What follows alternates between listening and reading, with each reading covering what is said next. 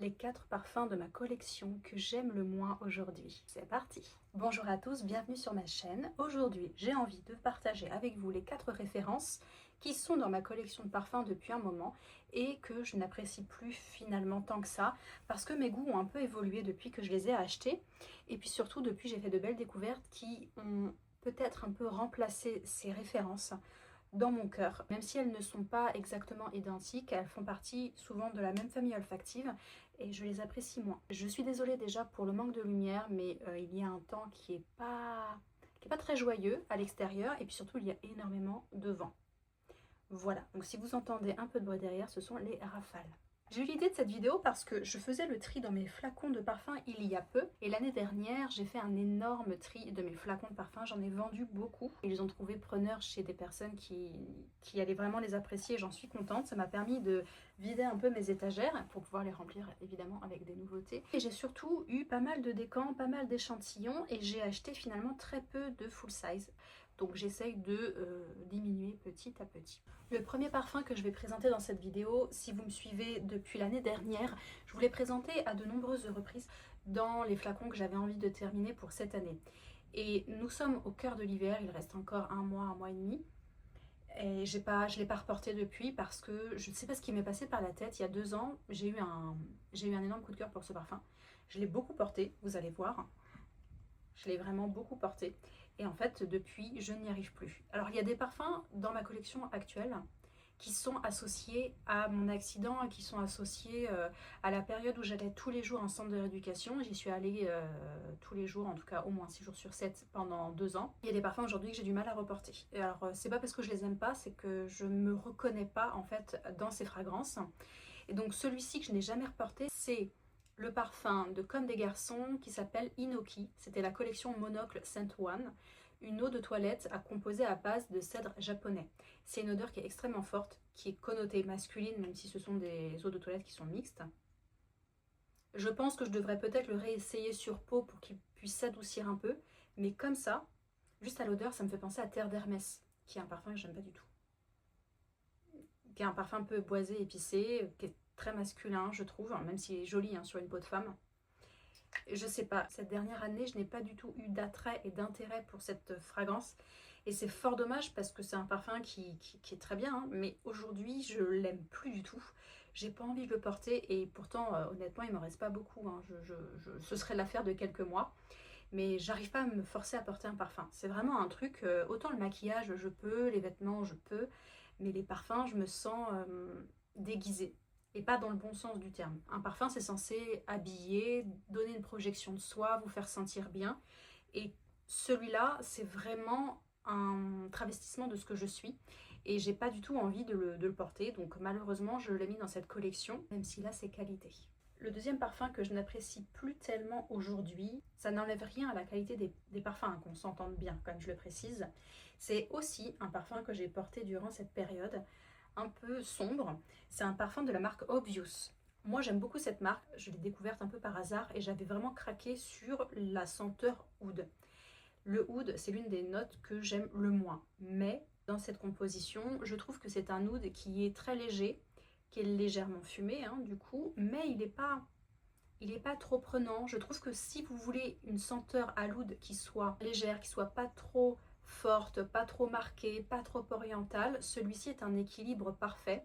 C'est une senteur, quand on la porte, on se dit il va pas vraiment rester longtemps sur peau et finalement il a une grande aura. Je l'ai mis dans cette vidéo parce que j'ai découvert l'année dernière un flacon de la marque Le Galion que j'avais reçu en échantillon et ils ont eu la gentillesse de m'envoyer un flacon d'un énorme coup de cœur. Je crois que j'avais fait une vidéo où je l'ai mentionné. C'est un parfum qui s'appelle Sovereign. C'est un parfum qui est mixte et en fait ce parfum contient de l'oud.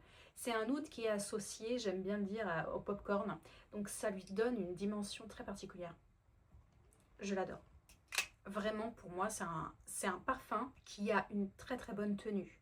Au début je le sens pas sur moi quand j'en pulvérise sur ma peau et en fait au fur et à mesure de la journée il m'enveloppe. C'est délicieux, j'adore.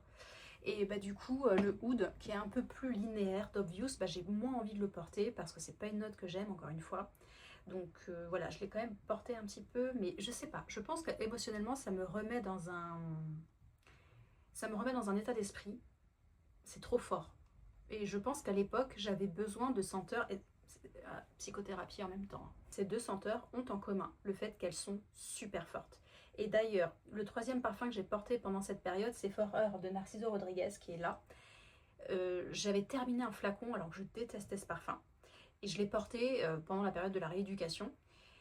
Et aujourd'hui, je l'avais racheté en 100 ml et je n'arrive plus à le porter. Donc je pense que c'était des phases un peu transitoires, des odeurs qui sont très fortes que je portais pas du tout habituellement, en quelque sorte pour me stimuler, en fait, pour me ramener à la vie et à sentir des choses, alors qu'aujourd'hui c'est beaucoup beaucoup trop fort. Donc voilà, les deux parfums sont très beaux. Je vous conseille d'aller sentir un Oud Obvious si vous avez envie de découvrir cette note et de commencer par des senteurs qui sont un peu légères, qui sont pas trop envahissantes. Je trouve que c'est une très belle référence pour pouvoir mettre le pied à l'étrier. Ensuite, le troisième parfum que j'ai envie de mettre dans cette vidéo, c'est un parfum qui n'existe plus, qui a été discontinué assez récemment d'ailleurs, de la maison Fragonard. C'est la référence qui s'appelait Santal. Vous avez plusieurs matières premières qui sont utilisées par Fragonard dans cette gamme. Vous avez le vétiver, fleur d'oranger, vous avez peut-être la rose, je pense, verveine. Moi j'ai eu plusieurs fois la fleur d'oranger et j'ai eu le Santal. J'avais eu un coup de cœur en boutique il y a longtemps, hein, je crois que c'était 2022. Ah bah non, je crois que c'était 2020-2021. Le rapport qualité-prix est super.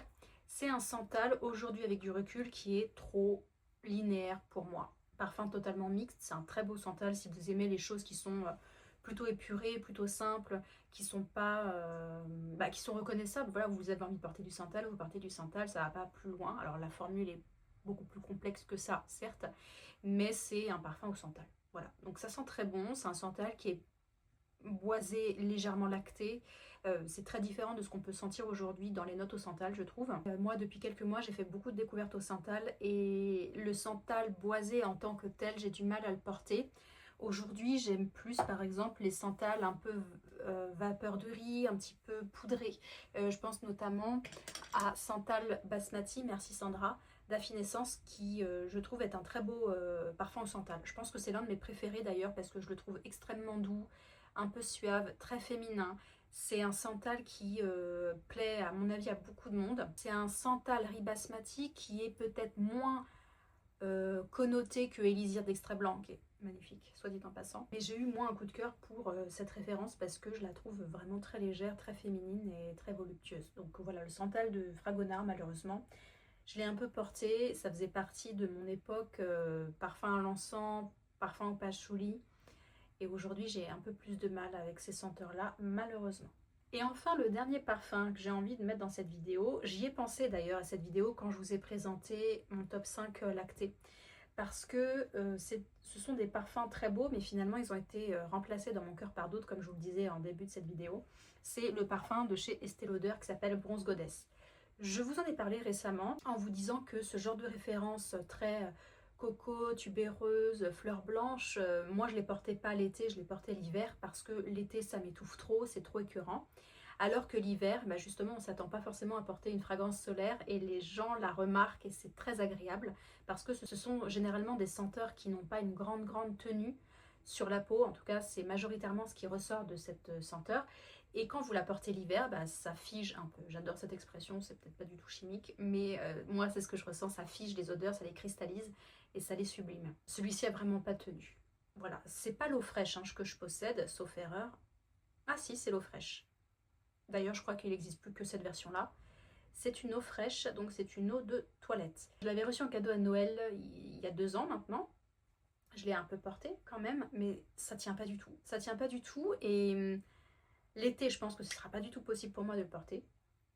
Et en fait, cette odeur de tiare, tubéreuse, coco, et bien moi, finalement, j'ai envie de la remplacer par le Lactea Divina de Paris Corner, qui est pas du tout à la coco, hein, qui est une tubéreuse jasminée avec des accords lactés.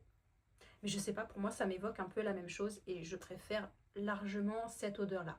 Donc je pense que le Estée Lauder, je vais pas le reporter, je sais pas, il va falloir que je trouve des solutions pour essayer quand même de les utiliser. Et je fais aussi attention parce que parfois on a des cycles aussi olfactifs, je trouve, en fonction de ce qu'on vit dans la vie, de notre état hormonal, de notre état aussi psychologique. Et parfois on a des odeurs qu'on ne peut plus voir en peinture et puis 6 mois plus tard on regrette d'avoir vendu ou d'avoir donné le parfum et on a envie subitement de le reporter. Donc je fais toujours très attention aux parfums que je n'ai pas envie de porter parce que je me dis que je peux peut-être les regretter dans quelques mois. Le grand tri que j'ai fait l'année dernière, j'avais vraiment mis les parfums de côté depuis un petit temps. Quand je les ai vendus, ils étaient vraiment séparés de ma collection. Et il n'y en a aucun qui me manque, sauf un, c'est Bois de Lumière d'Anatole Le Breton. Parce qu'il me reste un échantillon et je pense que c'est un parfum que j'aime vraiment beaucoup, que j'ai pas trop envie de porter sur moi, mais que j'ai envie de sentir de temps en temps. Donc pour le moment, l'échantillon me convient. Mais je serais susceptible un jour de le racheter parce que, vous savez, dans les vestiaires olfactifs que j'ai un peu mentionnés, Bois Lumière, il aurait sa place. Voilà, il aurait sa place parce que c'est une magnifique création. Digression fermée. Donc méfiez-vous aussi des cycles olfactifs que nous pouvons tous avoir parce que dans 6 mois, vous pourrez être très dingue d'un parfum. Comme moi avec For Her, ça se trouve, dans 6 mois, je l'aurai totalement terminé. Quelles sont vos 5 créations détestées dans votre collection actuelle, ceux que vous portez le moins, alors que vous les avez aimés très fort pendant de très nombreux mois, voire de très nombreuses années? On se retrouve en commentaire. N'hésitez pas à liker, booster, commenter ma vidéo si vous en avez envie. Et puis en attendant, prenez soin de vous. On se retrouve pour une prochaine vidéo. Ciao!